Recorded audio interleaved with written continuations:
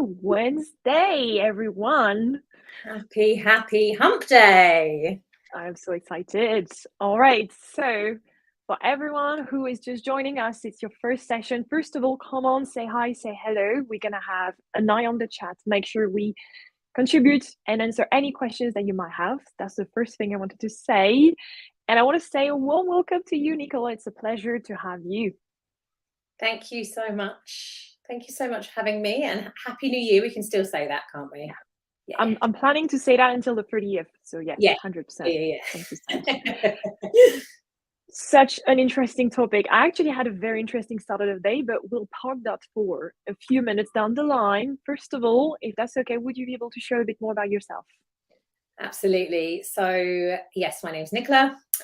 I worked in corporate for many years, and gosh, it'll be 7 years this year that I started working for myself. My background was, and still is somewhat, in marketing and communications. I've done a few different jobs over the years.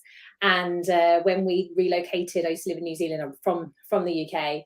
But when we relocated, I live in Amsterdam. No, I don't live in Amsterdam. That's a lie. I live in Holland. I used to live in Amsterdam.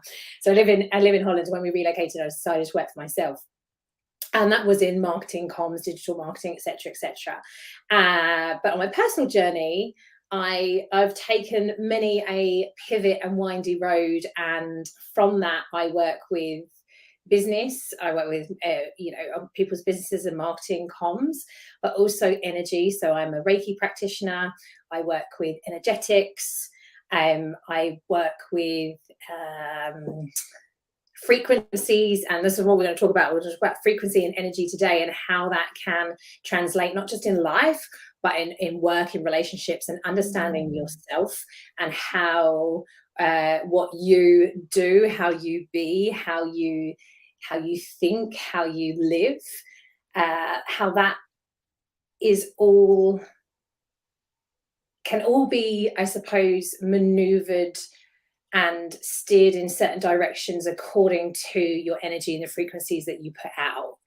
And I can tell you, for me, having played both sides of the good and the bad, like, we can see how that kind of can cultivate. Yeah. So I work with people around that as well. Yeah. Good. And I cannot wait to dive a little bit more into that topic. Maybe we should start with the title. What does that mean, right? To really lead with energy and frequency at the forefront. Should we start there? Yeah. So for those people, some people may know this. Think about 2023. If you follow the planets, astrology, astronomy, you may know this already, but we started this year with 2 planets in retrograde. And I'm not an astrologer. I'm forever a student, and I love learning this stuff, and I use it in my life, and by no means a guru, and there are many amazing people out there. However, I've worked with it a long time, and I've seen how influential it is. And when you think about the Gregorian calendar, we've got the start of a new year, and we get a lot of the marketing messaging and the ideas around our business and our careers. It's like, new year, new me, we need to get going, and we've probably all felt that when we've done that, and it's like pushing crap up a hill, and you're like, oh, nothing's working. Yeah. And since I've personally had my own business, I've never kind of like dived into a new year come January. But this year has been really impactful because 2 planets have been retrograde, and that has slowed us down anyway, right? Energetically, and 2 of those planets has been Mars, which has been in for a long time, and Mercury. Now, Mercury is known, even if you have like a slight understanding of astrology, you may have heard people go, oh yeah, Mercury's retrograde, like communications and travel, everything goes wrong, and we'll just blame poor old Mercury. But it's a real time for us to review and edit, right? And to be slow, which is really interesting at the start of this year, because when we're going into a new year, we're thinking, okay, we want to leave that energy. And it doesn't necessarily have to be full force, strong, let's do this energy. The energy can be slow and considered. The energy can be thoughtful and pondering. It can be like reviewing and editing, you know.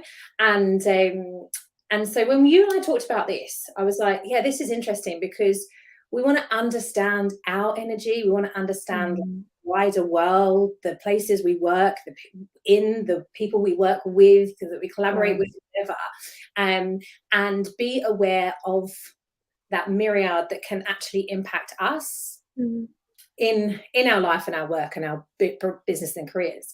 And there is this element, and when we were talking about the title, there's this element of understanding your own energy, how that is made up, how you can utilize your own energy, I call it magic, in order to be able to do, create, be successful, whatever those success measures are for you in the world, and to really realize when your energy and your frequencies may be a little bit off or lower, so that you can choose to adjust those, or you can choose to get the support that you need.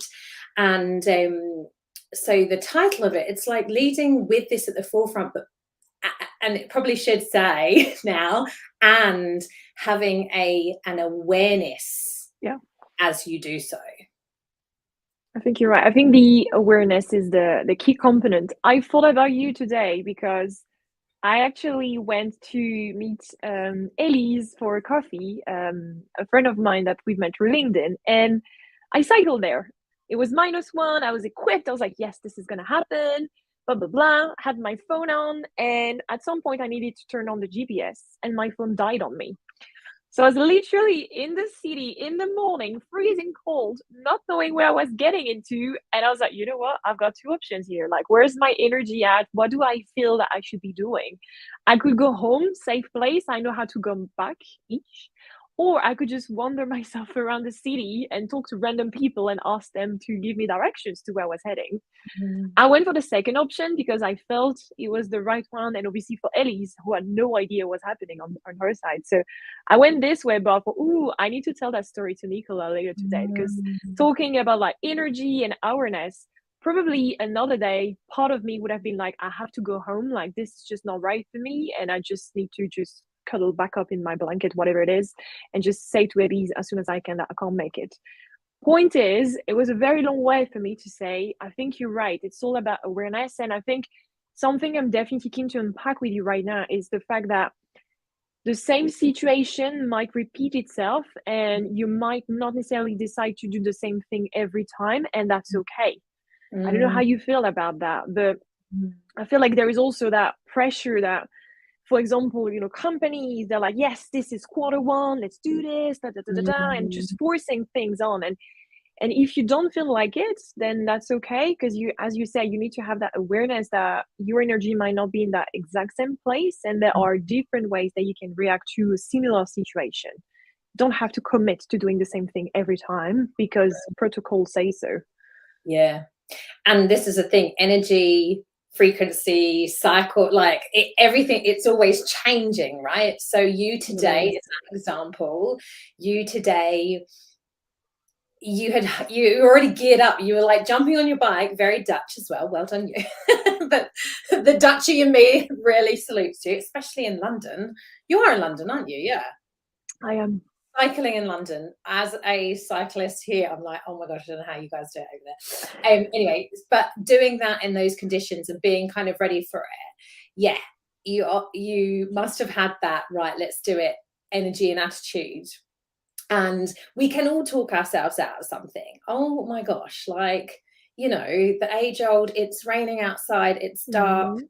I want to go for the gym, but then do I? And I talk myself out of it, and all of a sudden I'm sat on the sofa eating a chocolate biscuit or 5, so those sorts of things. And it happens, and we're human. And it's like, it's interesting because a mentor of mine, who's a dear friend as well, I remember 3 years ago or so when I was teaching, I was learning, I was a student of hers, and she said to me, like, it's about your bounce back. So when you do have those like energetic slumps and days, allow yourself, and don't berate yourself during those times, and allow it to be, and bounce back sooner. And I thought that was really interesting because, like you say, there could be something that's presented to you again in a different way, and you may respond differently, you may react differently, and dynamics the day before, like the time before you were jumping on your bike and your phone died, could have been different. You may not have had a great start to that. You know, there's so many things that impact. And it's interesting when you said that, I was like, what brought up is sometimes we can say yes to the thing that we don't really want to do. So for you today, I'm assuming, but this is assuming, so let me ask you, did you want to go and have that coffee today? I did. Yeah. Which included talking to random strangers and be like, sorry, where am I? Can you help me? And disturbing them in their own flow. But yes, I really wanted to have that coffee today. Yeah. So you said yes to something that you really want to do.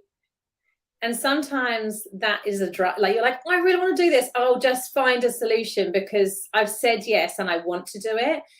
Other times we have something that's like, we come up against an issue or a problem, and you're like, oh, I didn't really want to do that anyway. I said yes and I didn't feel like doing it.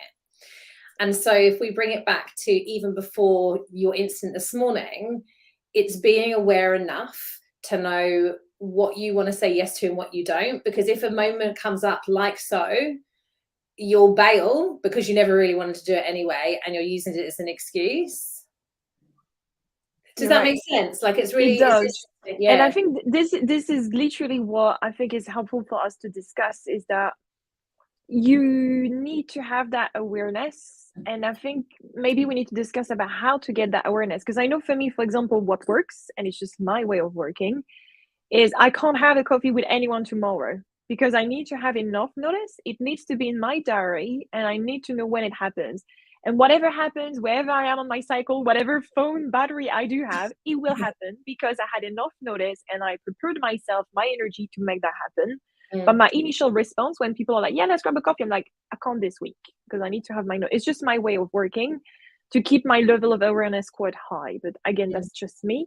But I think like the one question I want to ask you is, how can we keep that awareness to where our energy levels are at? And exactly like you said, how can we know? I know it's a big question, but how can we know when we are talking ourselves out of something that just wasn't right, or that we should actually push ourselves? Because obviously what happens is when you get out of your comfort zone, a lot of good things also happen. So how can we find that balance? I know it's a big question to ask. Yeah, this is a huge question. And, you know, sometimes you will face adversity again and again and again and like get through, like, oh my gosh. Yes, exactly. But I think I will always say, so you and I have spoken on your beautiful podcast, right? And we kind of talked about this a little bit more in depth. So if anybody wants to dig a little bit deeper into that episode, because there is a modality called human design, which, you know, that I use in my work and that I love, and I want every human to understand at the foundational level, because it is our inner guidance system to make energetically correct decisions. And when I say that, what does that mean? Each of us has a way that is best for us to make decisions, and it is through our body guides us.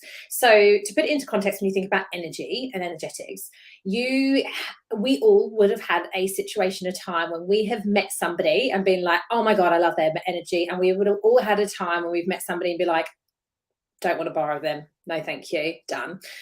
That is felt. We can't explain it. Maybe someone has been a bit of a donut or just been, you know, but we feel that, right? It is a feeling, it is a frequency, and something in us goes, oh yeah, like, love that person, or oh no, I need to stand away. And each of us has a way of receiving this information, receiving these requests. And our body intelligence, and when I say body intelligence, it's not like it's like a knowing that comes from your body. Yeah. And that can vary from person to person. However, like that is a guide. Like, we know that. you can, how do we look at, like, if you think about how do we learn more about it, if you upon reflection look at the last month of your life, of what you've done and what you've put energy towards, which you didn't like or you didn't want to do, you'll be able to see, yeah, wanted to do that, didn't want to do that. Like, you'll be able to see things. Mm-hmm. If you tune into said decision, and as simple as like just feel it, like okay, let me just kind of like revisit that. Oof, I felt that in my body. I knew I didn't want to do that. I said yes anyway. You know, you can start to identify those feelings, and you can start to see how then what patterns play out. Because often when we do something that we don't want to do, we then, you know, we react and we're like, take it out on other people because we've just toyed ourselves, you know, like we've just done ourselves over. We're saying yes to something we don't want to do. And that can really help guide us. Now, in human design, we have our inner guidance compass, which is your authority. So if you know your human design, or if you Googled human design and you looked at, you created your free chart, which you can do, you would look at your authority and it would tell you what that is. Now, the authority is all around, it's like your decision-making tool. It helps you, and that really helps us heighten our awareness, because we can see what we can use, like for that example that I gave you, we can see when we've gone against it or not. Now, 70% of the world's population, they are what we call sacred beings. They have that gut feeling that, like, you know, it's like yes, no questions. It's this or that. Like, your body goes, oh yeah, well, hell no. You know, I do it so now. When people say, do you want to do something? I'm like, no. I'm like, oh my God, that was a real like sacred no. Like, I'm sorry, that was really hard. Like, I literally said it straight away. And that's no offense, but no, I don't want to do that. Or like, yes. Now, these are sacred beings. We have that gut feeling. You fall into that 30 something percent or just under that don't have that. So, you know, for example, as a projector, people would have said to you, what does your gut say? You don't have that response. Oh. So you're like, I don't know what my gut says. And so understanding that really heightens your awareness to understand your own energy around what you do and what you do and you don't want to do. Now, we all know we need to do things that we don't want to do, to a degree, yeah? True. However, when we put our energy towards the things we do want to do, we raise our vibration, we raise our frequency, and we attract that. So let's go back to your example that you shared, because I think this is really good. So you had to stop, and you know, you see the animosity of humans. Yeah. Who don't want to be bloody disturbed in the middle of, like, you know, you're like, okay, in the morning, like they're going to work. Yes, 100%.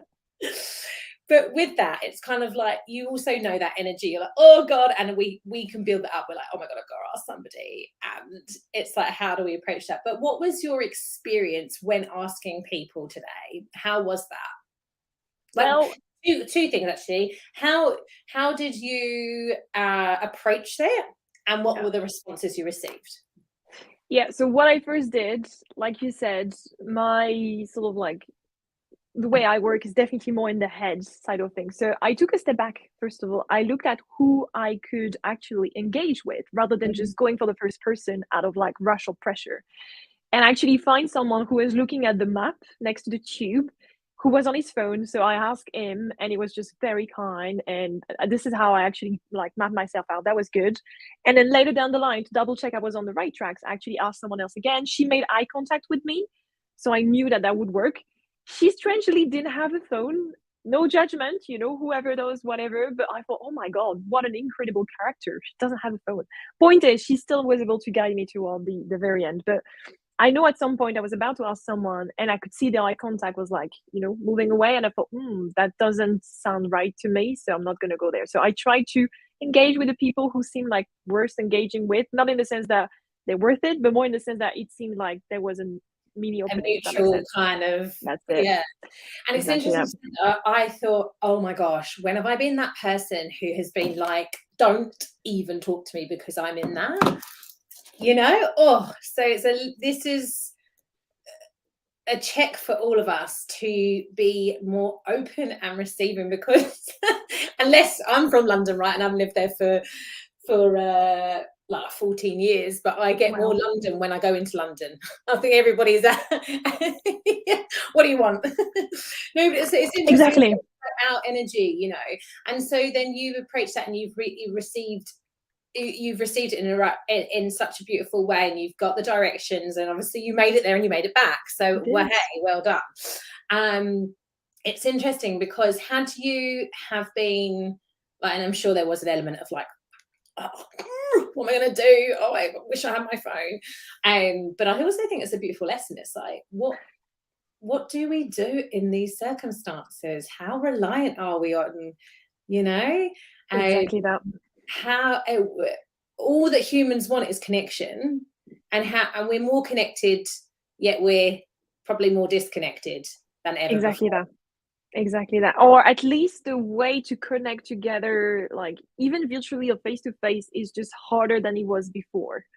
So yeah, 100%. I feel like I'm so glad I shared that example with you, because for anyone who's listening in, this story can apply to whatever situation you're in the sense of thinking about, where things are at for you at the moment. What's the comfort zone? What's the, feeling right? Whether it's the gut, is the head, whatever is your obviously energy and how you function. But then from that, think, how can you stay in that level of energy and frequency that really works for you, right? And I think it's something we touched base, two of us, before. You don't have to do it alone. Like, don't feel you have to like figure it out by yourself and get sorted. Yeah. But the one thing I would say, and I'm keen to have your thoughts on this, is first, awareness is the key piece of the puzzle. The second one is honesty, because sometimes we're not necessarily honest with ourselves, or at least we don't even realize that we actually thinking we want or need something from external, perspective, or being pushed, even if they have the best intention, whether it's colleagues, managers, friends, family, whoever, husband, wife, whoever. And actually, when we just stop that noise and tune into ourselves, we realize it's not exactly what we want. And I think this is sometimes the hardest part, is just to shut off external influences and tune in. Like, this is what I did this morning. I was like, okay, forget what's happening right now. What do I feel like I want to be doing? What's the plan? And I think like this is something a lot of us should do more of. So true, because we then place energy towards something that isn't ours if we're listening to everybody else. That's exactly that.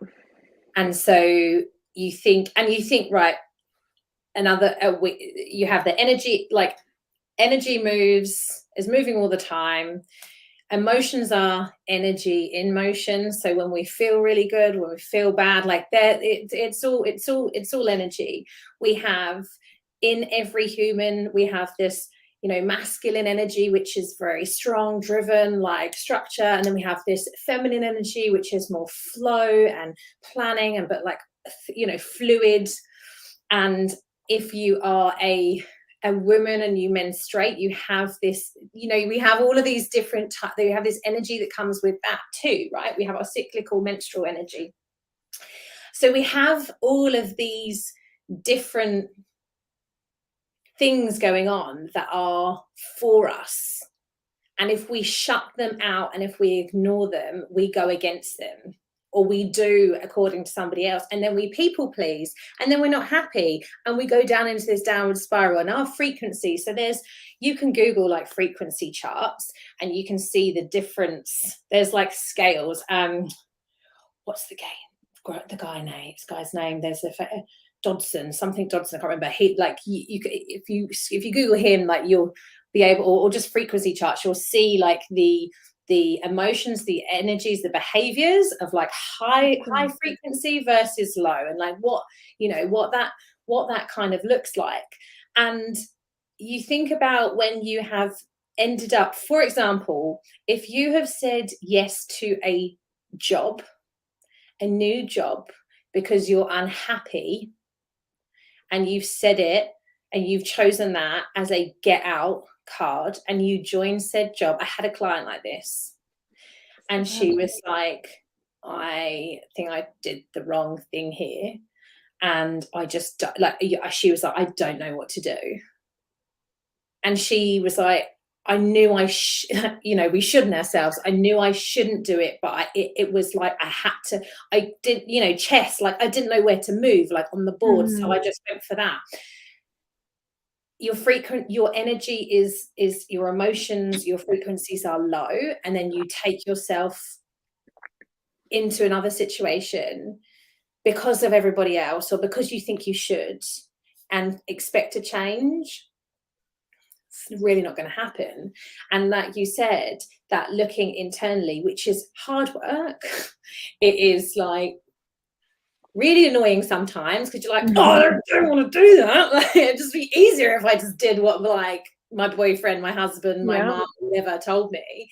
But yeah, it's not. And you go against the grain, and some, like 9 times out of 10, like when you choose your own energy and frequencies and shifting toward what you want, you're not conforming to what the rest of like your network, society, friends and family think or do. So it can be quite confronting in a way, but in your heart of hearts, and you can only ignore that intuitive emotional kind of guidance for so long. And that's why so many, we go down the rabbit hole of like why so many people end up with anxiety and depression and all of the ailment and physical ailments that play out, is because we are not doing what we could be doing, which that would really, it puts us in a state of joy, puts us in a state of higher frequencies, helps us leave from that place and then attract that. Like that's the magic. It's like when we do that, it's like attracts like, if you're having a shit day and there's a red light and then there's a bus pulls out in front of you and then there's this and this, versus if you get on your bike and you're happy and you're ready to battle the elements in minus weather, and something is presented, and then you scan and you connect and you think, oh, that person looks like they're happy to engage with me. You had that beautiful experience because of your own energy as well and choices. 100%. It's so valuable. So anyone listening in, essentially tune in with yourself, right? And I know we have only a few minutes left. I feel like we could have talked about this for hours, let's face it. But in those last few minutes we have together, any final tips or recommendations? You already shared a lot of helpful tools. Obviously, we've talked about the energy charts. We've talked about the human design. So I would highly encourage anyone to check it out along with our podcast episode. Any particular final tips that you would like to share with anyone who is watching this? I would suggest, and this is something that I do regularly, and I'm doing again for a new stream that's coming into my business, is think about the essence and the energy you want to attract. So, for example, if you are looking for a new job, or if you want to meet somebody, or if you've moved country and you want to kind of connect with new humans, like what does that look like? What does that feel like? What are their energies? What are their qualities? Because when you think about leading 2023 with energy and frequency at the forefront, like what do you want to attract? Because when you look at what you want to attract, we can then put that out. So I want to attract people who want to lead their own lives and transform and transition and create freedom and connection and space in their life, because that's important to me. And so that I want more of that. So I want that kind of energy, right? So doing that in terms of life, work, relationships, career, whatever your focus is going to be super powerful. And it's not exclusive, and it's not something that you do once. So it's not only available to you and I, and it's not something that you do once. And if you do feel like you're attracting things that come in, and this is two-pronged, because if you're attracting some things that come in your way that you don't like, I would say reflect and review, like what have you said yes to that isn't right for you? is there a lesson here you need to learn? Because sometimes there are. But like, and what are you doing that's going against your joy and happiness? Because there's this huge trust piece around, if we do what we love, more will come to us, which is not what we're taught. We're not taught that in schools. We're not taught that in work. Like, you know, we're not taught that generally. And think about the things, I would say, look at what does fill you up and gives you joy, and know that feeling, and know that you can apply that in other areas of your life if you trust that, and you look within, and or you seek help. And you know, that can be through books, but you have to embody it, so you have to action the change. And that's one of the things, like, it's like, you can read the books, you can learn all the things, you can know the modalities, but if you act differently, it's gonna stay the same. Yeah, I love it. What a better, not a better way to finish, actually. What a perfect way to finish. Thank you so much, Nicola, for coming today. It was great to have you. So grateful to be here. Thank you so much. And if anyone's got any questions, just feel free to fire them through. 100%. Thank you. Thank you.